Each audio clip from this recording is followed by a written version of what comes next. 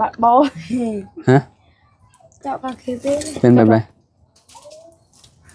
บ่พอยังใส่น้ำก่อนฮะ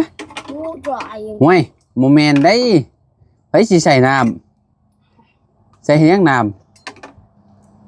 มันคืออะไรที่เขาใส่ มันเค็ม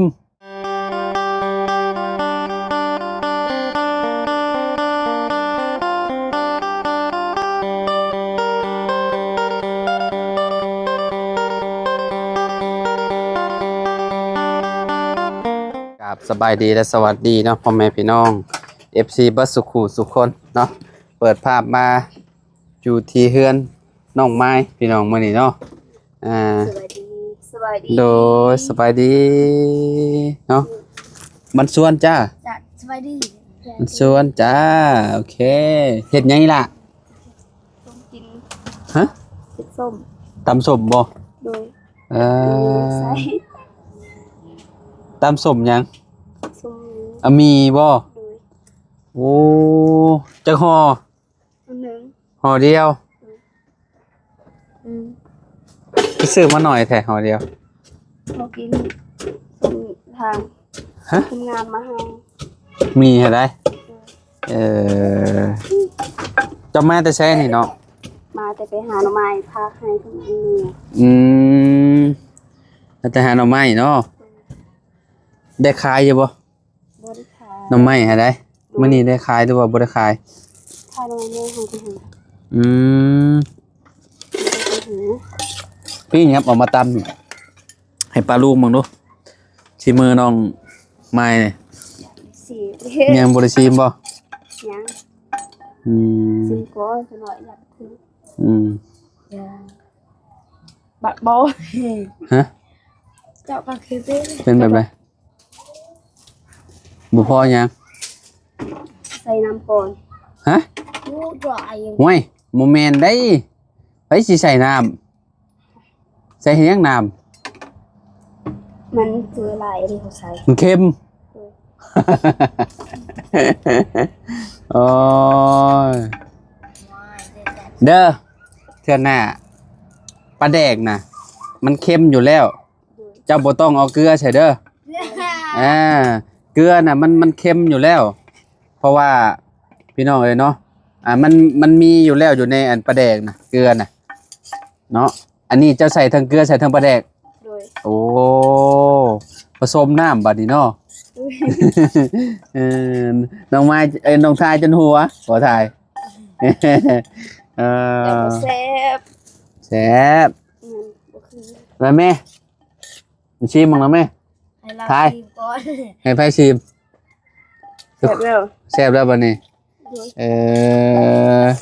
ต้องผสมน้ำพร้อมเทเลยจะแซ่บแท้นี่เนาะหอมกรุบพี่น้องเอ้ยให้เรากินลอกฮะให้น้าบ่าวลองบ่เลยพี่น้องเนาะมาตาใส่ผักบุ้งแม่ใส่ผักบุ้งน้ำเนาะโดยต้มอันนี้สงสัยแบบปากนี่ติดน้ำกันได้นี่กับน้องหมอนี่ก็เป็นนี่หมอนี่ก็เป็นนี่ดีแต่บ่ได้เป็นเนาะฮะถ่ายลงใช้สตอรี่บ่บัดตำแซ่บไปต้องไปกินอยู่ข้างล่างพ่นบาทนี่เนาะพี่น้องเอ้ยเนาะเนาะจ้าเด้อไปลงไปข้างล่างพ่นเนาะพี่น้องเอ้ยเนาะคนดุคนขยันพี่น้องเอ้ยเนาะบ่ได้อยู่บ่ได้เศร้าน้อง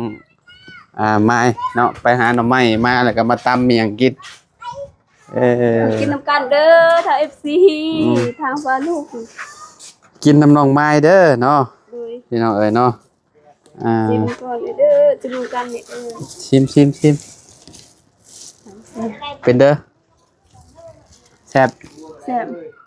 มันบูดมันตำเองแซ่บเองเนาะข่อยตำมะฮุงกับเจ้าตำหมี่ไปแซ่บกว่ากันระวังแซ่บกว่าหวานนี่ฮะได้ ย่องเขาบ่จัก บ่ใช่เออ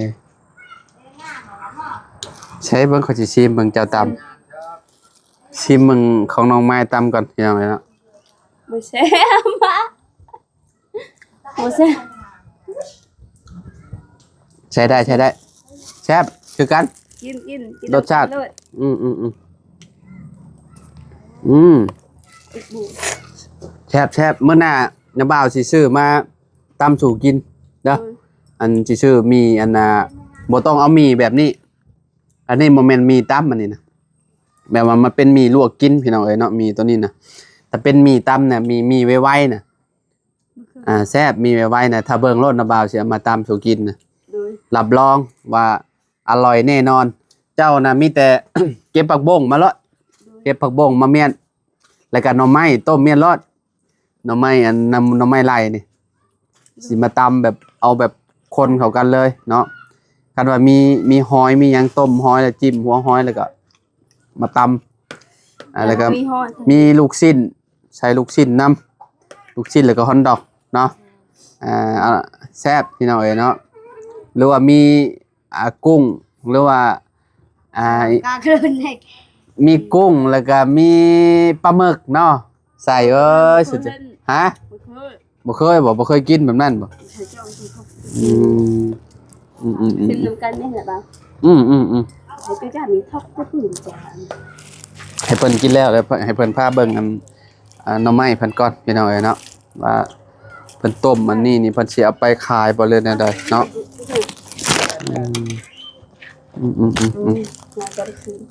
ให้หน่อไม้เพิ่นกินก่อนพี่น้องเอ้ยเนาะพี่น้องเอ้ยนะตอนนี้ก็ หมดแล้ว เบิดแล้วบาด กินจะค่ำน่ะฮะ กิน10 คำ10 คำให้เรา10 ให้เท่าใด ให้มา10เขากิน10 คำ กิน10 ค่ำให้มัก10 โดยเขากินสายให้เศร้า โอ้จะกินเช้าค่ำเจ้าให้มักเช้าปั๊บสมมุติว่ากิน100 ค่ำกับ100 ปักบัก10ตูด แซ่บบ่เอ่ยจะตาม เผ็ด เผ็ดซื่อ บ่ได้แซ่บ ๆมาว่าเอาเลยมาว่าเอาเลยแซ่บบ่เราตาม แซ่บอยู่ แซ่บ ตามตลอดแซ่บอยู่ น้าบ่าวตำเมื่อวานนี่ครับมัน ว่าเฮ็ดบ่ ตำมะฮุงอะไร เด้อคาราบาวมัก บ่ค่อยสิ คาราบาวมักเศร้า บ่ค่อยตำเมื่อวานนี่นะมันมีปลาแดกแซ่บก็มันนี่ปลาแดกอันนั้นน่ะแม่ล่ำนะแต่บ่มีปลาแดกอันนั้นก็คือกันนั่นแหละบ่แซ่บดอก มันอยู่ในปลาแดกเด้การตำเนี่ย บ่อยู่แล้วคาราบาวเก่งตับนะ ฮะ แล้วบ่เก่งเอามีไปได้มันบ่ได้เก่งมันบ่ได้แซ่บ บ่ก็แซ่บเจ้าก็ตำแซ่บคือกันชิมมือเจ้าก็ชิมเมื่อกี้นี้ก็ถือว่าสุดยอดแล้วเนาะน้องไม้ ก็สิตามมาหุงอีกกินเอง มื้ออื่นสิตำหุงอีกบ่ โดย คันว่าข่อยเข้ามาไว้ตำรวมกันเลยเนาะอันตำแบบบำบักหุงแล้วก็มีใส่กันเลยเนาะเอาแบบนั้นเลยเนาะพี่น้องเอ้ยเนาะคันว่าบ่มาทันน้องเพิ่นดอกว่าคันว่าบ่ทันก็บ่เป็นหยังก็กินตำรางอีกก็ได้เนาะน้องไม้เนาะ บ่ฮู้คือกันบ่มื้ออื่นบ่ได้ตำอ่ะบ่ฮู้แม่ไปหาหน่อไม้ไปหาคือกัน เจ้าก็ไปบ่เจ้าก็ไปอีกบ่มื้อ บ่ฮู้กันว่ามื้อเพื่อนก่อนเครื่อง ขออนุญาตหน่อยเนาะพี่น้องเอ้ยอยู่สักเครื่องก่อนบ่ โดย ห้อยเรียนยังน่ะ เฮ็ดหนังสือ เรียนหนังสือ แม่น อ่านออกอยู่บ่ อ่านบ่ได้ออกเขียนก็ได้อยู่ แต่โต้ยังที่เขียนตอนแรกน่ะนี่ตอนจะเขียนตอนแร ทำ ก ทำไปบัสนั่นไหม ๆตัวยัง ตัวเลย ฮะ แล้วก็ไก่ ไม่ใช่กอไก่ตัวใด นกก็ไก่ ถึก นกบ่ป้านี่ ใช่ปอปลา คือนก ถูกต้องนนก และนกก็ป้านี่พ่อมูแล้วตัวนี้นี่ตัวเด็กตัวตาโอโอนี่ ไม่ใช่อ บ่แม่นโอวี โอนี่ถูกต้อง อันนี้นะอันตัวแรกนี่กอไก่นนกปอปลามันต้องมีปอปลาและบอแบดอเด็กตอตาบอแวนเนาะซอช้างอโอยอยา ยอยายอยุงหอหานมอมาประมาณนี้เนาะ แกงขอแขน เจ้าจะเขียนหนังสือบอกเลยแนวใดใครจะเขียนหนังสือบอกเจ้าบอกจะเขียนหนังสือเออ เฮาเขียนก็เป็นอยู่ยานอ่านบ่ออก อ่านออกอยู่สิเป็นยัง บ่อ่านบ่ออกอันนี้ อ่านบ่ออกคือว่าอ่านบ่ออก อ่านบ่ออกบ่ฮู้ อ่านออกอยู่ทำเปล่าอ๋อคือสิเป็ดแฮงเนาะคืออะไรขย้อนเลยไปอิ่มนะบ่ อิ่มแล้วหมดแล้ว ไปเดินทางบ้านมาเบิ่งทางนี้พี่น้องเอ้ยเนาะอ๋ออันนี้น้ำไม้พางบ่นี่เนาะ โดย นี่เลยพี่น้องเอ้ยเนาะไปขายบ่นี่นะ บ่ที่เก่า หืม ละบามือใด ที่เก้าเมื่อก็บ่ได้หยังเมื่อดอกเมื่อก็ได้บ่ได้เอาหยังเมื่อดอก ว่าบ่เด้อสิพาให้หน่อไม้ ฮะ พาให้หน่อไม้ บ่ไหวใส่รถจักรบ่เอาเมื่อดอกปอเต็มหม้อเลยบ่นี่ไหม โดย ปอต้มให้มันจืดเลยนะอันนี้ ให้มันจืดยังปอกอีก มันจืดเลยเอามาปอกแล้วเอาใส่ถุงแล้วไปขายบ่ โดย โอ้พี่น้องเอ้ยปอหน่อไม้พางล้วนเลยนี่เนาะ โดย ข้างนั้นหน่อไม้ไล่บ่ หน่อไม้พางหน่อไม้ลายแน่อยู่นั่น อันนี้หน่อไม้พางคือกันนี่ก็ได้ โดย โอ้2หม้อเลยพี่น้องเอ้ยเนาะ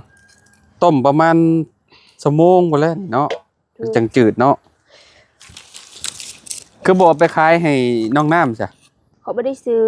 บ่ซื้อเลย โดย มื้อนี้เพิ่นฝากผ่อนบ่เลยนั่นแหละเนาะ เขาก็พรแล้วเมื่อย พี่น้องเอ้ยเนาะก็เลยต้มปอกแล้วเอาไปขายเองอยู่ตลาดเช้าเลยเนาะ โดย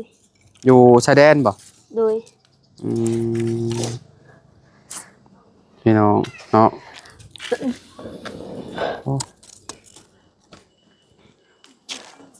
หน่อไม้สำนี่ได้จักพันสำนี่ฮะ2หม้อนี่ กัน